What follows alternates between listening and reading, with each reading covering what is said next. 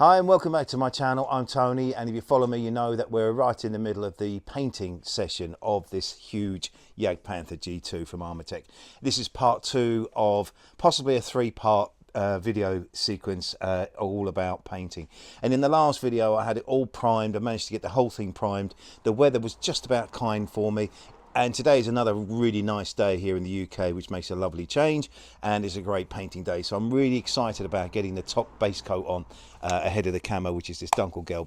I've got 4 cans of this, which I hope is going to be enough to do the job, because typically I like to get about 3 coats on this, 3 full coats, and then it gives the paint some durability. Now this has been left for a few days, so the primer coat is hardened sufficiently, and really pleased with that.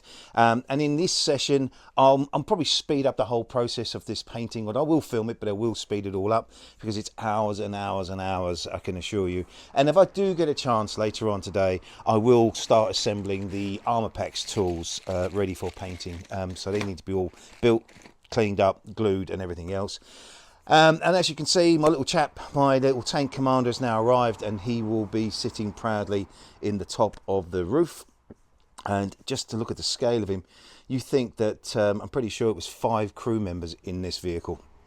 So it's huge inside, but when you think about the recoil and the storage of weapons and everything else, there wouldn't have been a lot of room left for 5 people to operate inside this huge monster. But it just goes to show the conditions that both sides used to have to endure back then.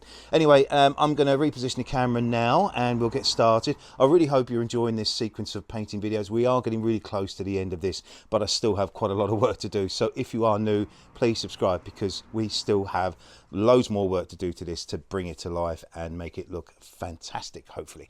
Anyway, I will reposition the camera now and we'll get cracking. So just ahead of me starting to paint these, a couple of things. So this roof panel is going to be secured by, it's supposed to be secured by 5 fixings. Now I don't want to put 5 fixings in, I think 3 would be plenty. So I've got a couple of dummy fixings which I've just ground down the same. It's a 16mm M3 countersunk fixing, so I've just ground them down so they sit flush in the hole, and I've just glued those in. And the other ones, 3 fixings, I think will be suffice, because again I'd like to get into the electronics very quickly if necessary, especially for charging and things like that. So that's that. And then once I've got these painted and I'm really happy with the finish from the Dunkelgelb, I'm going to spin them over and then just repaint the grey on the inside of the hatch, because it wouldn't be this colour on the inside. So I'm just going to spin them over so we get the right finish when these are lifted up into position. And that's it. So I'm now going to get cracking, and let's see how this turns out.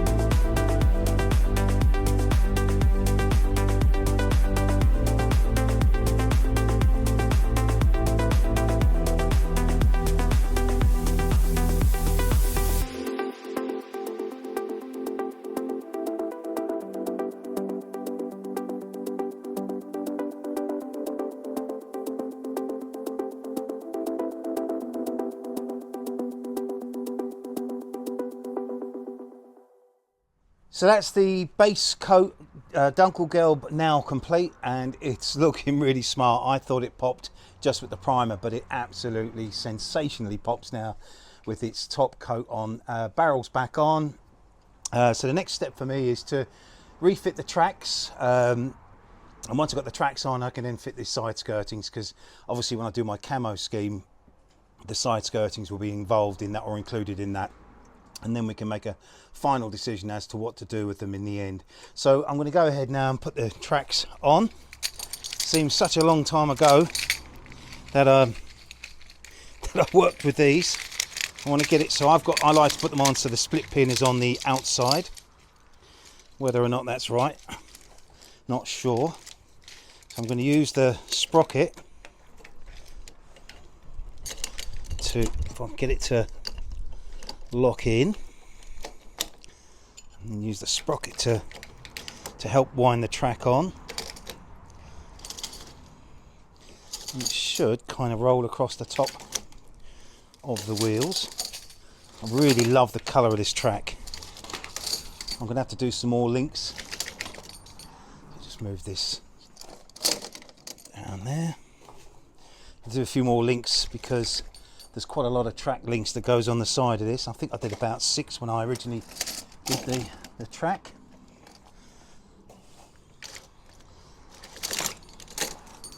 And any eagle-eyed watchers will notice that, let's try and get that to come underneath. The lamp is missing. And I've taken it off because I'm going to rewire it with an LED bulb, because the bulb that came with it is what's known as a grain of wheat bulb. Any of you guys who are into your trains will know what that means. It's normally the little bulb they put in the front of the locomotive. I think I'm going to have to jack this up a bit. Yep, I'm going to jack this up a bit.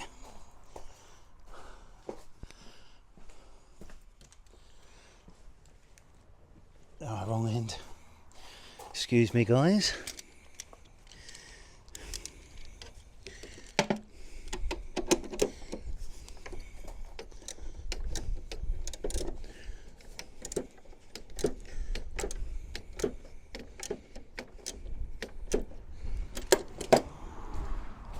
Just push that over a bit. That's better.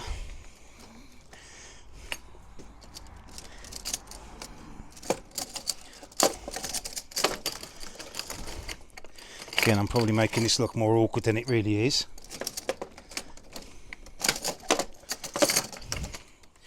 These tracks will now stay on, and when I come to do the camo, I'll just cover them with the same method as I did the wheels. But I think it's important to get these tracks on now.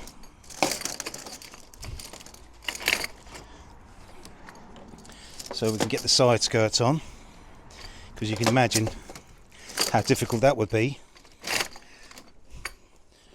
with the side skirts on. Talk amongst yourselves. Almost there. Just make sure that how much more have I got to drop? That's yeah, that's got to be pulled tighter there.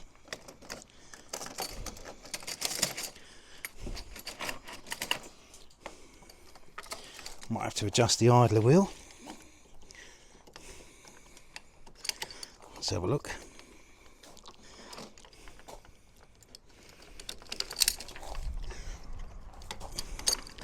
No, I think that's fine. That's fine. So I've got my pin ready. That's going to go in on this side. Little mallet. It's going to just tap that in. A wasp is determined to sting me. Must be the smell of the paint. And we've got the split pin to go in. I've got to go and get a washer actually. Just going to rotate that around. Go and get a washer. Okay, washer found. Pop that on. split pin through the hole. Now we just have to do the very final, pull that apart, trim the pin. That takes me back to hours and hours and hours of work doing the track, which actually I ended up enjoying, because like I said, you can have the music on and get lost in the moment, so to speak. And once you get into a rhythm, as any of you've ever done one of these know, you can just crack on with it. So that's that on. Feels all right.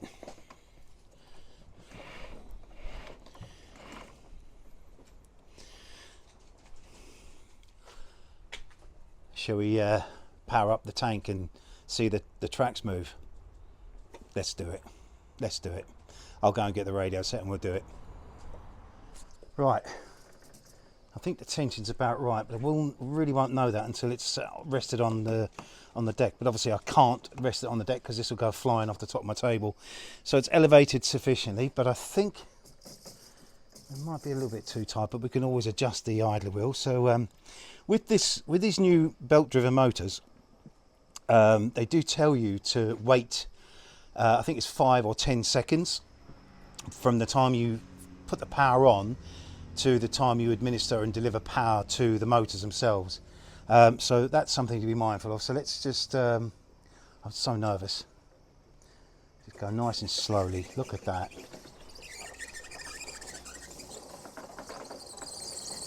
Wow. Wow, wow, wow. I'm so happy with that.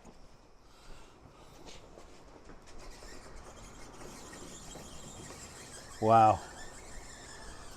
I'm just so pleased with that and relieved. Let's just see what kind of clearance we've got. Very tight clearance.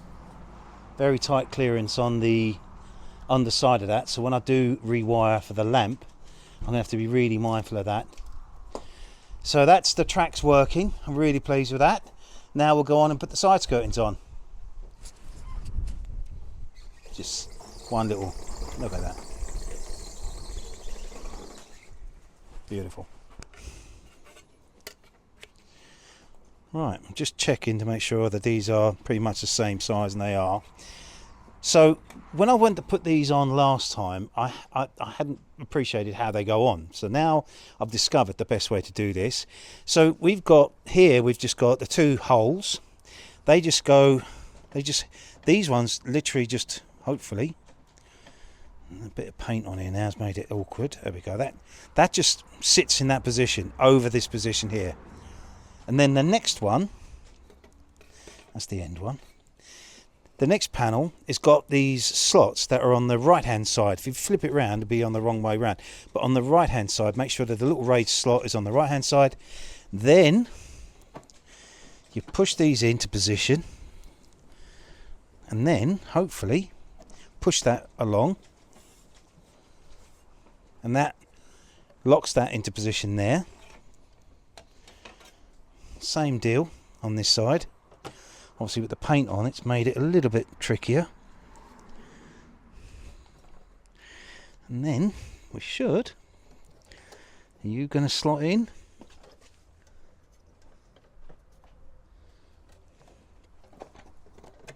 That's it, that slots in. And then next one, same thing with the slots on the right hand side. Move that along, that slots in. And then the very end one goes over and simply just hooks into position like that, and that is it, and that's how it is. So now I can get my camo scheme to run through onto the side skirtings as well, and if I do decide to take them off, obviously I will. Some of you, my little straw poll went really well, so thank you for contributing to that. And I'm just going to check, I've got my other side skirtings there, so I'm going to spin this around and put them on the other side. But some of you suggested maybe removing 1 or 2 of the panels, which would be normal, I guess. But as I was saying earlier, if you imagine if you're hiding in the bush or you're in some trees or foliage or whatever, and you get small branches get trapped inside the track, in between the track and these side panels, I reckon these would have been ripped off anyway, and that's probably why there's so many of them with these panels missing. And I understand the need for them, and they did a vital job in protecting from sort of anti-tank weapons and things like that. But jury's out still. I think I'm going to wait until I've got the camo scheme completed and then make a final decision. In fact, I'm just going to stand back and look at it, and I think now it's painted, I don't think it looks as bad. So anyway, I'll spin this around and we'll do the other side. Right, had to administer first aid to myself there. Caught myself on the corner of this. Very, very sharp. Very, very sharp indeed. Not sure what to do about that. I might take that off because that is nasty. Anyway, we'll go again and just try and push that into position. And then this time, do these go on the right and then slot? I'm so confused. Right, let's have a look. Does it go? Yeah, I think so. Just no. It's this way round. And then along, so it's the notches on the right hand side this time.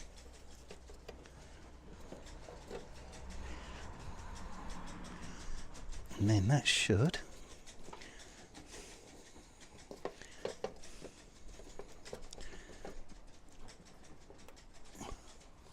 might have to introduce a little bit of gentle persuasion even.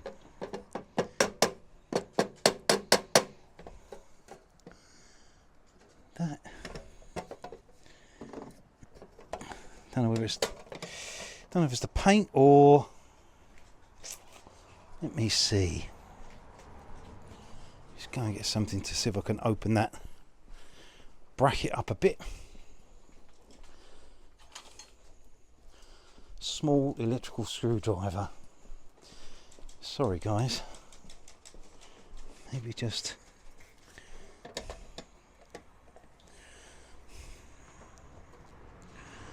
that's it.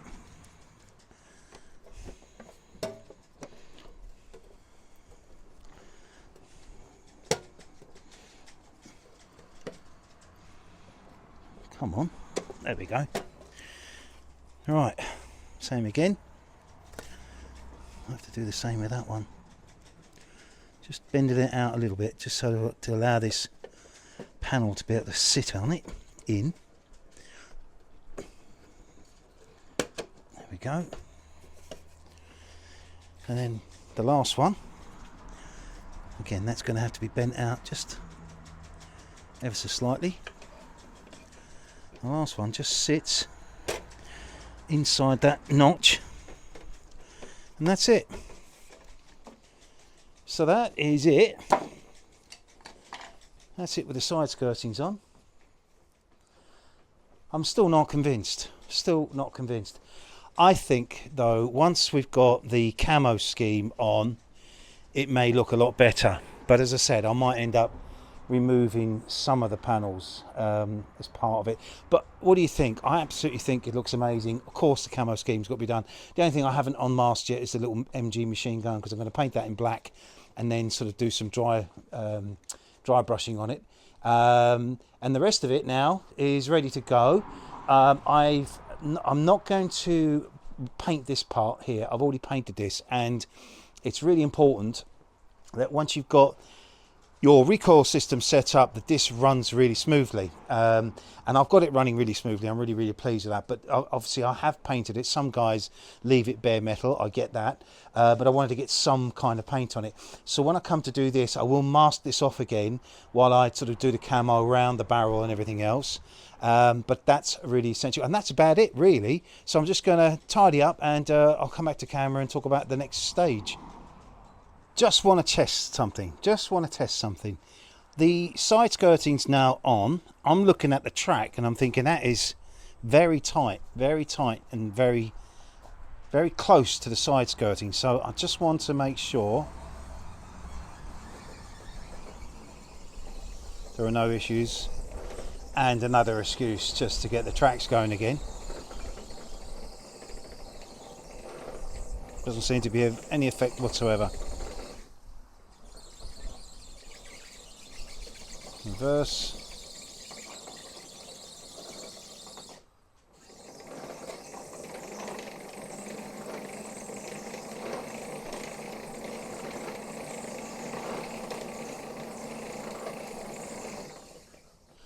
Beautiful, beautiful. And I did say a little bit of a teaser at the end, and I'm going to just show you my gun barrel now, hopefully operating as it should.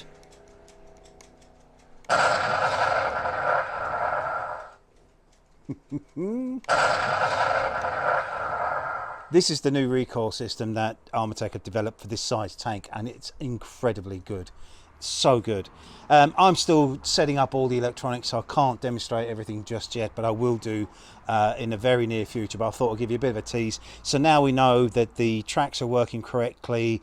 I know the recoil system's working correctly. I did put a little short up of that while I was setting all that up. And I'm really looking forward now to seeing the camo scheme go on. I've run out of time today, so I will not be doing the Armor Packs tool set this time round.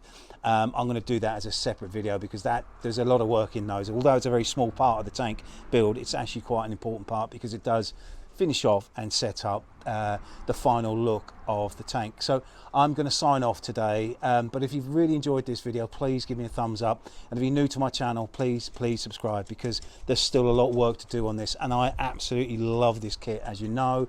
And if you are in mind to support my channel, please sign up as a member, and you'll see some quite special raw behind the scenes footage which will be loading up very soon, plus of course the bloopers, and I'm starting to load up extra bits on there all the time. So I will finally sign off now by saying thanks again for all your amazing support. Thanks for all those amazing comments, all those thumbs up. Please keep them coming. I'm Tony, love building these kits, and I'm super buzzy about getting the camo scheme done next time I see you. See you soon.